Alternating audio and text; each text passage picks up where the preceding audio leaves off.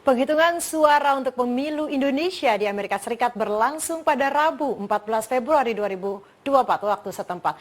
Penghitungan suara akan dilakukan dari TPS-TPS di Washington DC, New York, dan Los Angeles. Dan untuk mengetahui lebih jauh jalannya perhitungan suara, kita sudah terhubung dengan jurnalis VOA, Randy Wicaksana. Halo Randy, apa kabar? Baik, halo Cica, apa kabar? Gimana? Kemarin Sabtu lalu udah sempet coblos dong? Udah nyoblos, titanya udah mulai luntur kalau di saya. Mungkin di jari Anda masih kelihatan jelas. Wow, Tapi masih karena jelas duluan, ini tintanya. Oke, saya Randy. nyoblos duluan berarti ya. Nah ini kita mau diskusi sedikit. Ini kamu bisa jelaskan nggak proses penghitungan suara pemilu Indonesia di Amerika Serikat ini dihitungnya mulai berlaku hari ini nih, ya Ren? Betul, jadi meskipun saya dan teman-teman Indonesia di New York dan juga di Amerika Serikat udah nyoblosnya jauh lebih dulu dibandingkan teman-teman tanah air ya Cica. Tapi kita rekapitulasinya tetap mau serentak dengan yang ada di Indonesia. Setidaknya inilah bagaimana KPU mengatur proses rekapitulasi. Jadi kita menunggu proses rekapitulasi di Indonesia dimulai, baru kemudian di luar negeri ikut dimulai. Bahkan sekarang saat ini saya berada di KJRI New York dan baru saja di New York usai melakukan rekapitulasi. Tapi ini belum 100% semua surat suara dihitung. Jadi di Indonesia mungkin satu hari berusaha diselesaikan langsung ya gitu ya. Tapi kalau di luar negeri, khususnya di New York, makan waktu 3 hari. Karena mereka menangani seluruh 13 negara bagian yang ikut pemilu pada pekan lalu. Jadi ada beberapa metode Cisa dan juga bisa TV. Mulai dari metode kotak suara keliling yang jauh lebih dulu dilakukan, mulai dari tanggal 4 Februari, bayangkan jauh lebih dulu, 10 hari lebih dulu ya. Kemudian TPS luar negeri yang memang secara serentak di kota-kota besar di Amerika Serikat seperti di New York City pada tanggal 10 Februari hari Sabtu lalu. Nah, sampai kemudian akan dihitung juga pada hari Jumat lusa untuk menghitung surat-suara yang memang masuk lewat pos. Jadi perjalanan saya untuk meliput bagaimana proses rekapitulasi masih panjang dan masih belum bisa disimpulkan siapa paslon yang memang mendominasi di Amerika Serikat. Walaupun ini surat suara belum masuk 100% gitu ya, namun apakah sudah ada hasil yang diperkirakan gitu Ren dari hasil rekapitulasi sampai hari ini? Sudah berapa persen suara yang masuk? Kalau proyeksi saya belum bisa katakan karena tidak ada lembaga pihak ketiga yang kami bisa kutip ya. Namun kalau dari perolehan sementara hari ini menghitung dari surat suara kotak suara keliling, ada sekitar kurang lebih 800 suara, tidak sampai 1000 suara yang sudah dihitung di New York saja ya. Sejauh ini yang unggul adalah paslon 03 Ganjar Pranowo dan juga Mahfud MD. Yang beda tipis banget dengan paslon 02 Prabowo Gibran. Dan yang di urutan ketiga untuk sementara saya tekan kembali ditempati oleh Anies Baswedan dan juga Caimin.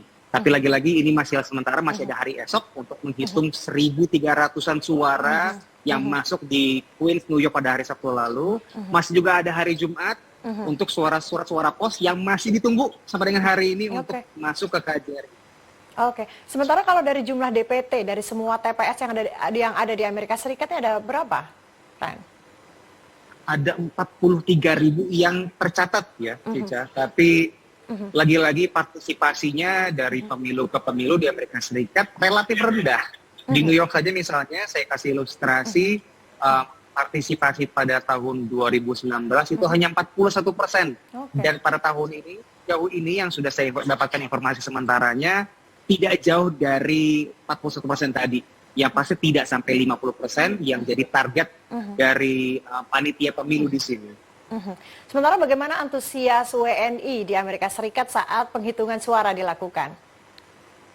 Antusias banget kita juga pemirsa Goro TV. Kalau misalnya saya boleh gambarkan mungkin ya suasana lebaran gitu ya. Karena kan memang euforia pesta demokrasi, kemudian kita datang semua identitasnya sama sebagai warga negara Indonesia yang sama-sama mau menggunakan hak suara kita untuk memilih pemimpin kita, walaupun mungkin pilihannya beda-beda ya, tapi semuanya semangatnya satu, untuk demokrasi, untuk kemajuan bangsa.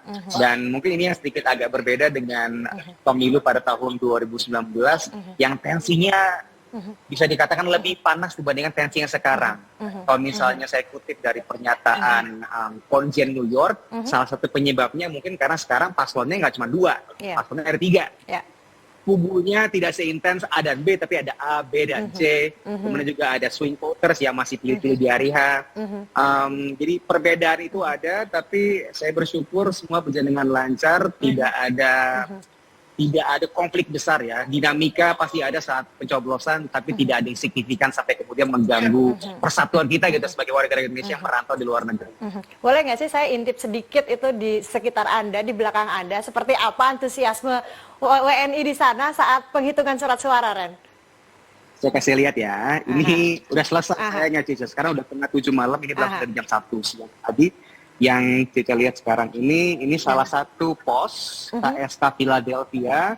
Itu yang kita lihat di layar ya, ada 3 orang, itu semuanya adalah panitia yang tadi menghitung di pos ini. Nah, nggak cuma di sini doang, saya kasih lihat ada 5 pos yang melakukan hitungan suara. Saya pan ke sini. Di ujung sana itu juga adalah pos KSK Philadelphia juga. Sebelah kanan ini juga adalah Philadelphia.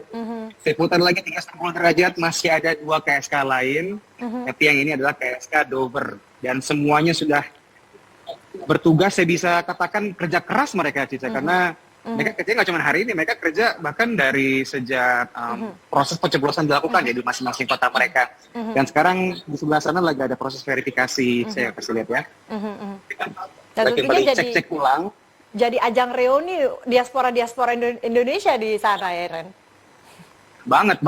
Jadi kayak sekarang nih misalnya saya ke sini, mungkin tugas saya di sini untuk meliput ya, tapi juga kesempatan saya untuk kemudian cicip-cicip makanan Indonesia karena ada yang bawa makanan kayak betul. Ya, ini sebuah hal yang langka untuk saya bisa dapatkan karena ini bukan makanan yang gampang diakses. Jadi ketika kemarin pemilu pun juga ada bazar makanan Indonesia. Jadi ini orang-orang makin terinsentivisasi untuk datang nyoblos, bisa nyicip pastel, risol, sambil selfie dengan cincin biru, walaupun nggak ada diskon buy one get one ya. Ya, oke. Ren, sejauh ini apakah ada laporan terkait kasus kecurangan dalam penghitungan suara di sana? Kalau di New York sejauh ini saya tidak mendengar ada laporan terkait kecurangan. Tapi kalau misalnya tanya soal konflik antara panitia dengan calon pemilih, itu pasti ada. Ini saya rasa dinamika yang murah terjadi, tidak hanya di sini, tapi juga di Indonesia. Saya rasa pasti ada juga kan ya pemilih-pemilih yang gagal nyoblos, kemudian yang kemudian namanya tidak muncul di DPT, akhirnya harus protes gitu ya ke panitianya karena mereka antusias banget buat nyoblos nih untuk milih pemimpin mereka. Itu terjadi karena konflik atau kendala yang paling lumrah dan sering terjadi setiap pemilu di luar negeri adalah pendataan, Cica. Kalau di rumah Cica mungkin kalau mau pindah rumah kan kita pulau nuwun gitu ya ke Pak RT, Pak RW, jadi sehingga kita terdata namanya. Dan ini bisa kemudian terpusat untuk kita bisa nyoblos namanya. Tapi kalau di sini kan kita harus lapor diri, sementara lapor diri itu sifatnya sunnah. Tidak diwajibkan kita untuk lapor diri kecuali misalnya kita mau perpanjang paspor, itu menjadi prasyarat. Tapi paspor aja umurnya 5 tahun kan. Jadi banyak kasus undangan dikirim ke rumahnya tapi udah pindah rumah misalnya. Atau daftar dengan kode paspor yang sekarang tapi kemudian ganti paspor, namanya ada tapi nomor paspornya udah beda ketika mau nyoblos. Jadi hal-hal seperti ini yang kemudian kita temukan saat pencoblosan kemarin. Oke, nanti setelah rekapitulasi selesai 3 hari ke depan, kira-kira berapa lama sih Ren surat suara dari Amerika Serikat bisa sampai ke Indonesia? Tadi saya tanyakan ke ketua PPLN di sini, yang pasti kita selesaikan dulu yang di New York. Targetnya adalah hari Jumat. Masih ada kemungkinan di extend kalau memang nanti ada hal-hal yang tidak bisa terjadi. Tapi ditargetkan Jumat semua sudah selesai. Dan nanti ketika semuanya sudah difinalisasi, tidak ada protes, saksi juga menandatangani, memverifikasi. Kemudian semua surat suaranya tidak dikirim ke Jakarta, melainkan akan dimusnahkan. Jadi hanya datanya saja yang sudah digitalisasi. Yang dikirimkan untuk dihitung oleh KPU pusat. Baik, pertanyaan terakhir nih Ren, ada nggak sih acara khusus yang digelar di sana menjelang penghitungan suara? Acara klimaksnya mungkin kemarin tanggal 10 ya, di saat kemudian semua orang datang untuk nyoblos. Jadi kalau misalnya saya boleh sedikit cerita, kemarin ketika hari H nyoblos, memang semua orang yang datang itu tujuannya untuk nyoblos. Tapi ada juga beberapa yang sebenarnya udah kirim lewat pos, tapi tetap datang. Tetap datang. Karena memang mau reunian, kemudian di sini kan semua orang Indonesia kumpul dan ada insentif-insentif seperti misalnya bazar makanan Indonesia. Kemudian tahun ini Cica, pemilu di New York khususnya itu lebih instagramable karena nyoblosnya nggak di KJRI. Oh ya. Nyoblosnya itu di sebuah hall, saya nggak tahu apakah bisa ditanyakan oleh perusahaan atau enggak, gambar yang saya kirimkan, tapi tahun ini PPLN di New York menyewa sebuah hall yang memang ketika kita selesai nyoblos, itu keluar langsung ada pemandangan perkotaan yang cantik sekali. Wah. Jadi orang-orang semuanya pada selfie di situ dengan mereka tentunya. Oke, jadi daya tarik tersendiri ya untuk venue, jadi datang semua untuk walaupun sudah nyoblos tapi tetap datang. Betul, jadi ada bahan untuk upload ke Instagram mereka. Baik, Randy Wicaksana, terima kasih jurnalis VOA atas waktu Anda. Selamat bertugas kembali. Terima kasih Randy.